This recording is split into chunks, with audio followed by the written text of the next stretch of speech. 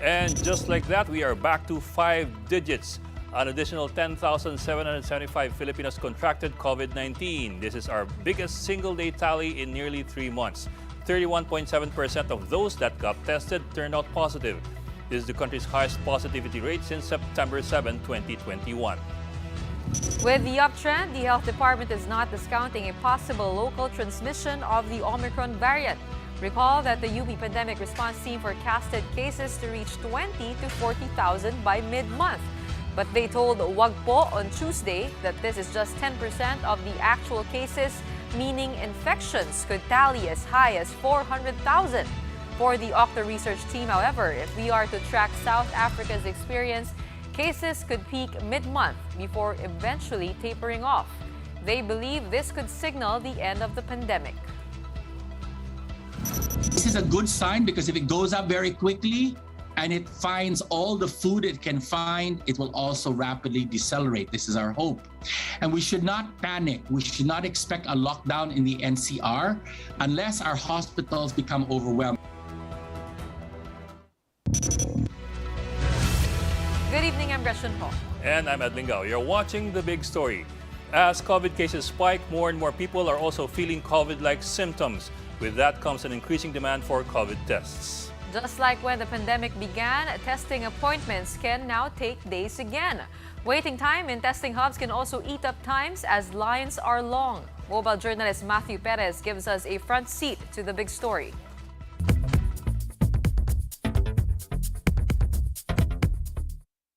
Post-holiday season, there has been an increase in those experiencing COVID-19 symptoms. Some self-medicate and isolate, while others decided to get tested.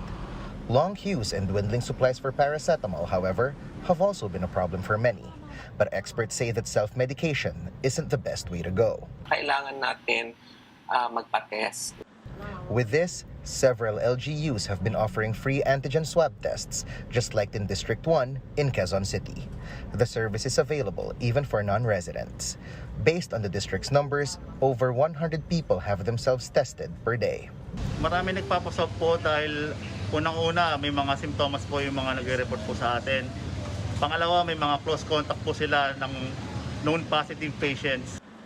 Here at the Amoranto Stadium, 60 people got tested on Wednesday. Close to half tested positive. According to Co, an RT-PCR test is no longer required once you test positive through the antigen test. You must also directly undergo quarantine. While for those who tested negative but are showing symptoms, they must undergo an RT-PCR test again. Some hospitals, like the Chinese General Hospital, are offering RT-PCR tests. But like other hospitals, they're also seeing long lines waiting to avail of this service. Because of this, CGH has set a cutoff of 300 people a day for those who are using their PhilHealth insurance. As for those willing to pay around 3,000 pesos, the service is available 24/7. So what's the main takeaway from this? Do not ignore your symptoms even if they are mild. It's still better to have yourself tested to find out what to do. And through this, you not only protect yourself, but also your family and the community. This is mobile journalist Matthew Perez, and we are One News. How is the healthcare system responding to the increasing demand for COVID tests, whether it be antigen or RT-PCR? That big question and more with Health Undersecretary Maria Rosario Vergere. Yusek Vergere, thank you very much for joining us and welcome back to The Big Story. Yes, good morning. Good evening, everybody, at magandang gabi at sa inyong pong lahat. Yes, ma'am. Ma'am, let me start off with this po. What is the policy with regard to self-testing? Of course, we're not talking about RT-PCR but antigen test. I asked that kasi ang dami ngayon nagsulputan online na nagbebenta ng mga antigen test kits that you can use at home. And some of them appear to have been approved by the FDA. They're in the list of the FDA.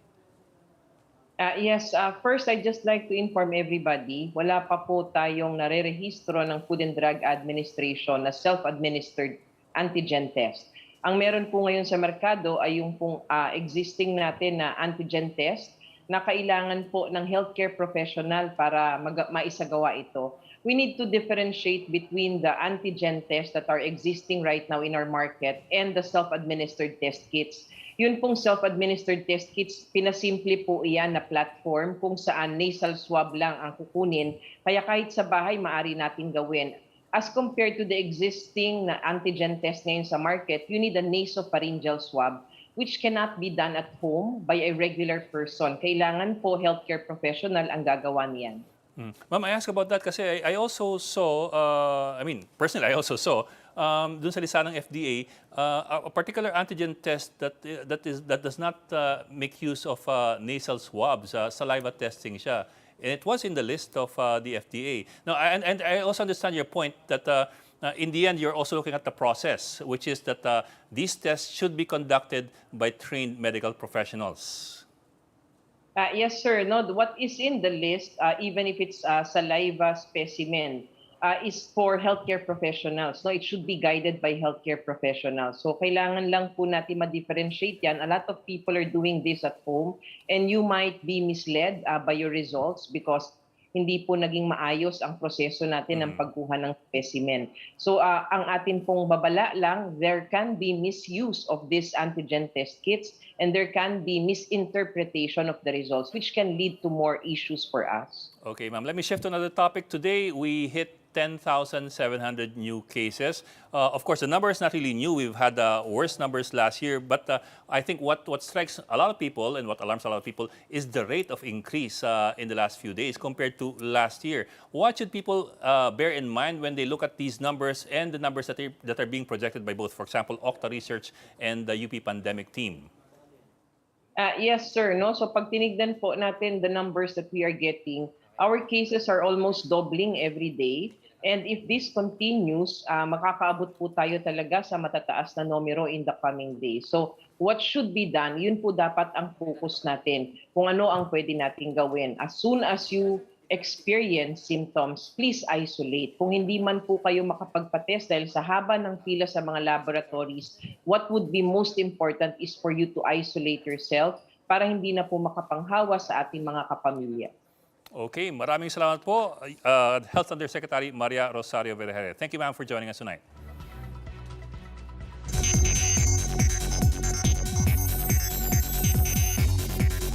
The rest of the globe is also dealing with another COVID surge. In the United States, close to 1 million cases were tallied in just one day. The record high number of COVID infections is considered the highest tally of any country in the world. The number of hospitalized COVID patients has also risen by nearly 50% in the last week. An expert from the World Health Organization says there is growing proof that the Omicron variant causes milder symptoms. Studies show that it affects the upper respiratory tract, unlike other strains which affect the lungs, causing severe pneumonia.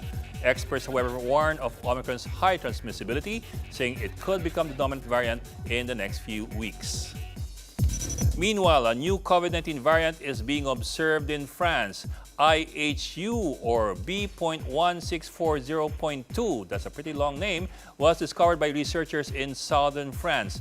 The new strain is said to have 46 mutations, more than that of Omicron's 37 mutations. But experts say the strain is not yet a cause of alarm, as not enough data suggests that it could compete with Delta or Omicron. These are the other big stories tonight. With long queues in testing sites, more and more Filipinos turn to self-testing via antigen kits. For some officials, it may just be more practical to mass testing. And it's not only DIY swab tests, some also opt to self-medicate.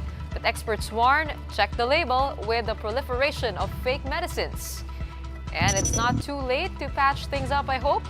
The PSC asked PATAFA to rethink its recommendation to drop pole vaulter EJ Obiena from the national team's roster. These big stories after the break.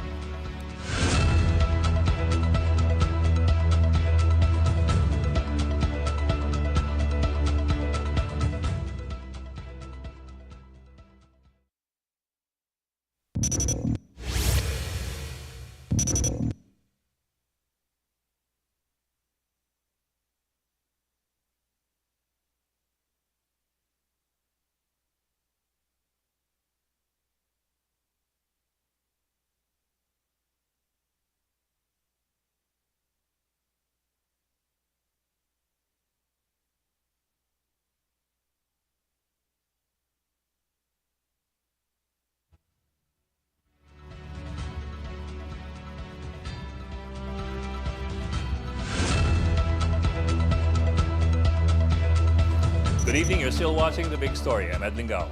And I'm Gretchen Ho. COVID testing has turned DIY thanks to antigen and rapid self-test kits. But not all medical experts are sold on this. But for some government officials, this just might do in lieu of mass testing. Mobile journalist Pamela Vasquez gives us the front seat to the story.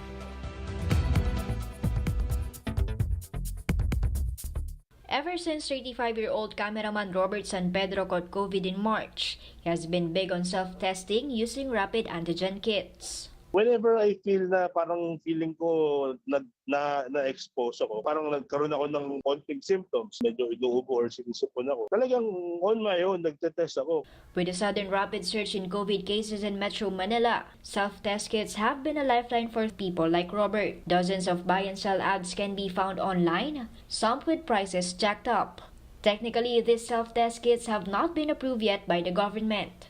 However, Baguio Mayor and contact tracing czar Benjamin Magalong thinks it's time to roll them out. Magalong said this is a cheaper and faster alternative to mass testing. Itong antigen, and some people can afford to buy antigen tests. Sa Baguio City, where we will be selling it at 250 pesos. Although they're pretty easy to use, infectious disease specialists stress that rapid tests have limitations. When you have symptoms and you turn out negative, mataas ang posibilidad na false negative po siya. Rapid tests work best when you're symptomatic because by then, you will have high viral loads that can be easily detected by the kit. If you use a rapid test within 1 to 2 days of infection, scientists say there's a high chance the test will give you a false negative.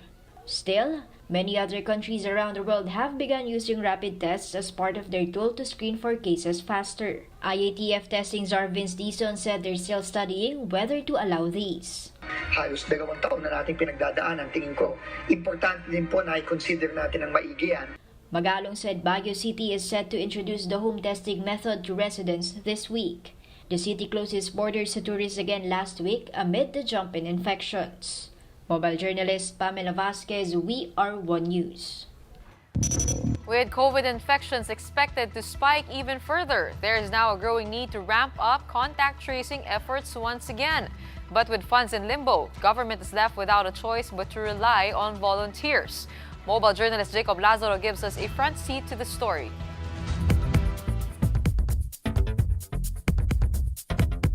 Just as the country teeters into an Omicron-driven surge, there's more problem.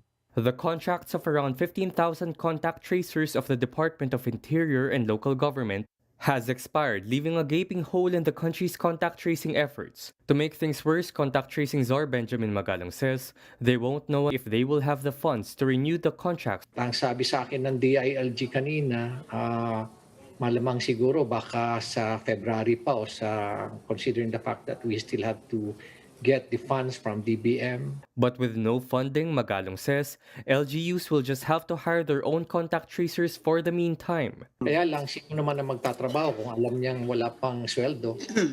Unless magbo-volunteer sila. That's exactly what happened to contact tracer Edgar Sarmiento, who now works only as a volunteer. Para makatulong na rin sa bayan. Kasi kung hindi namin gagawin to, mas lalong dadami po talaga yung Tracers like Sarmiento are now working every day without compensation in hopes that they will be rehired. Erratic funding of contact tracers has been hobbling the effort since last year. Magalong says he finds the bureaucracy frustrating. Yung lagi ang in-emphasize natin, a sense of urgency, but unfortunately, kung minsan hindi na-observe. And for Sarmiento, on the ground, it's deja vu. Minsan nga po, hindi na po namin na-accommodate yung mga nire-report ni barangay. Sa dami na rin po kasi nung hindi naman po namin kayang pagsabay-sabay na rin minsan. Mayor Magalong is hoping that volunteers will keep the contact tracing effort going.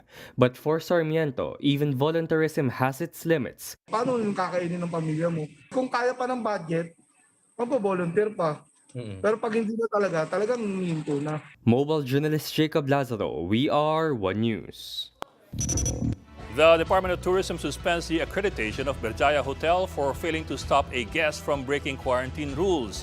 The DOT revoked Berjaya's permit to operate as a multiple-use hotel following protocol breaches of Poblacion girl Gwyneth Chua. The hotel was also fined twice the rate of its most expensive room. Berjaya released a statement on Facebook appealing for kindness, saying it does not tolerate quarantine violators.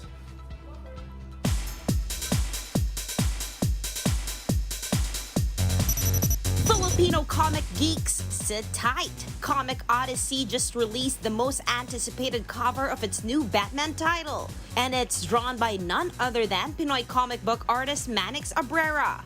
It is Abrera's first ever published DC Comics cover. He can just hope that this will open more doors for him. Abrera joins a growing list of Filipino artists who have lent their creative juices to DC Comics. Titled Batman the Knight #1, the issue delves deeper into the Dark Knight's origins. Its pre-order information will be posted soon by Comic Odyssey.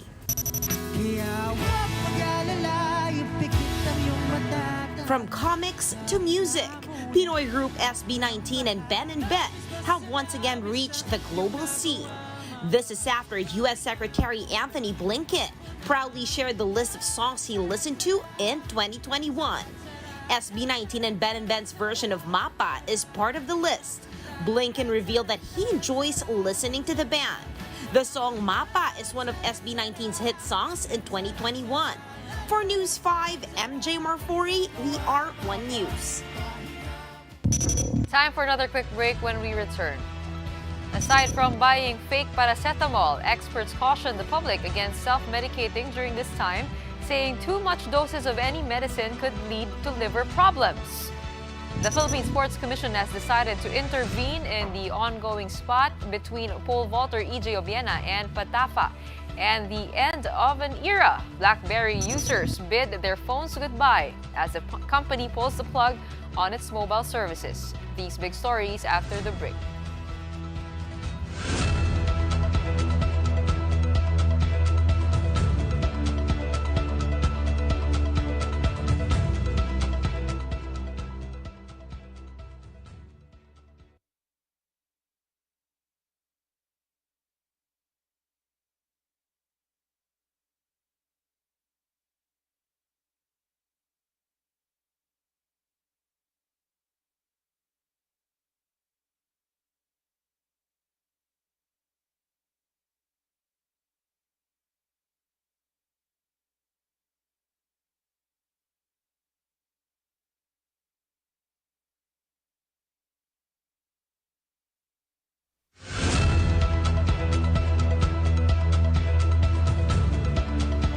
Good evening. You're still watching The Big Story. I'm Ed Lingao. And I'm Gretchen Ho.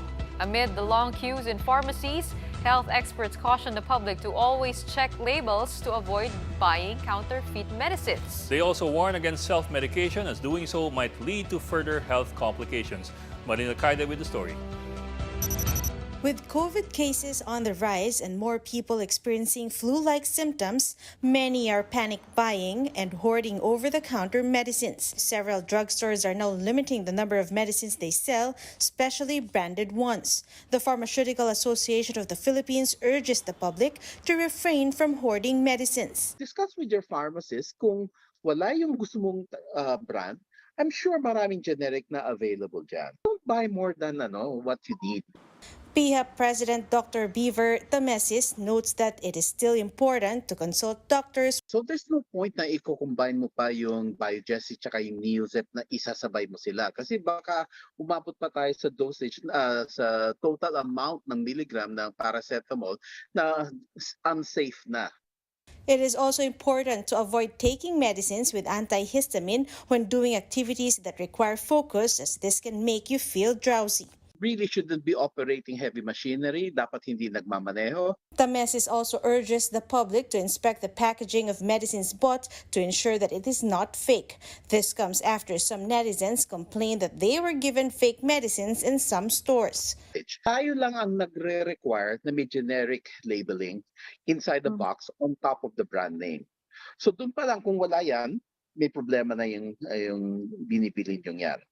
Pangalawa, all of us, all of our companies are required to really put down or print the expiration date and the manufacturing date. So kung meron din nakasulat doon na may license number from the FDA, kaya importante din yan, hanapin din natin. For those with hypertension and other comorbidities, the message advises them to consult their doctors first before purchasing medicines. For News 5, Marlene Alcaide, we are One News.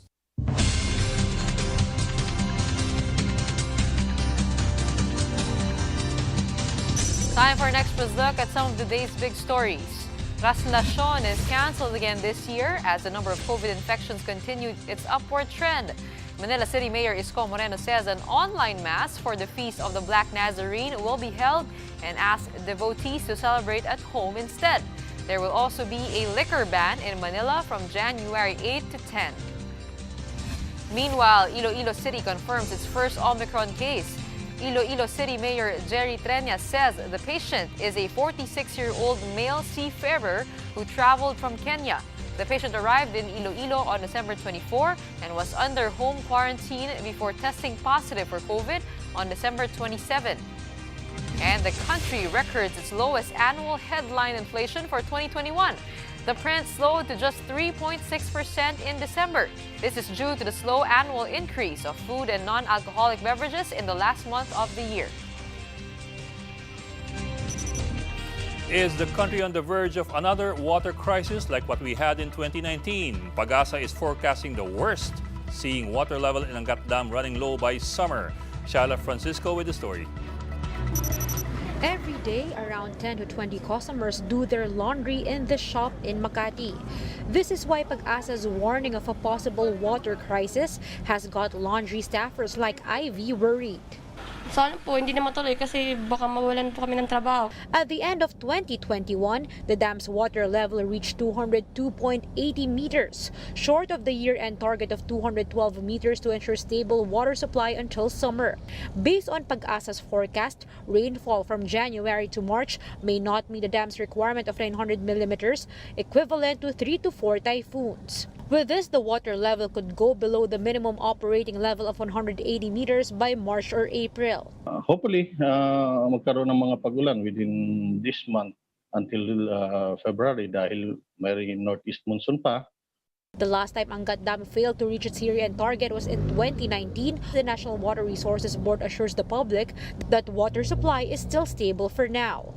Currently, allocation for Metro Manila is at 48 cubic meters per second. The agency is planning to reduce the allocation if water level continues to decrease. For its part, Maynilad is planning to reduce water pressure in preparation for the reduction of allocation. Kung sakali man po na magkakaroon talaga ng aktual na pagbabawas ng allocation sa Metro Manila by January 16, we might be enforcing yung aside dun sa pressure reduction. Manila Water also said that water interruption will depend on the demand in the coming months. But both concessionaires assured the public that they are preventing a possible water shortage. Very minimal na, hindi na katulad noong naganap noong 2019. Meron man ang water service interruption, again, pipilitin natin na hindi ito gaano mararamdaman ng mga customers. Kung sakali man ay sa mga non-peak hours o kung dun sa mga oras na tulog sila at very minimal yung kailangang gamiting tubig. Maynilad and Manila Water said they will prioritize allocating enough supply to hospital and medical facilities in case of a water interruption. Shaila Francisco, VR One News.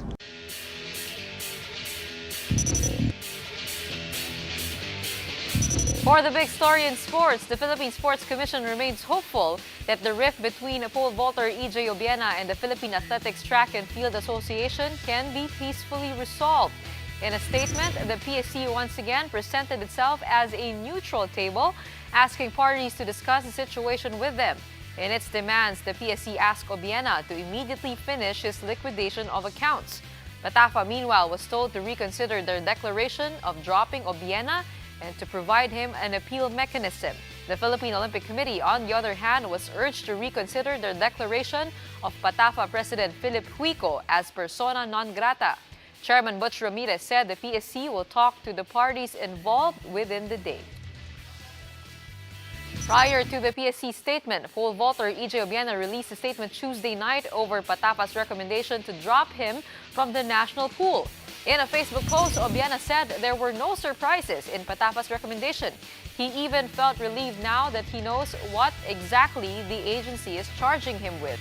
Obiena said that he will now leave everything to his legal team as he focuses on the upcoming season. World number 3 also reiterated that he will continue to compete for the Philippines, stressing that he does not jump for PATAFA but for the nation.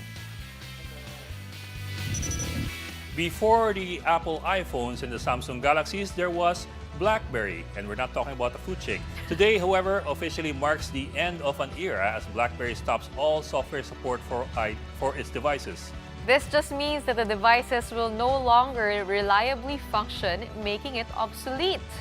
From the 2000s to the early 2010s, BlackBerry dominated the phone market. But with the introduction of new smartphones, users made the switch, leaving the company struggling to compete in the market.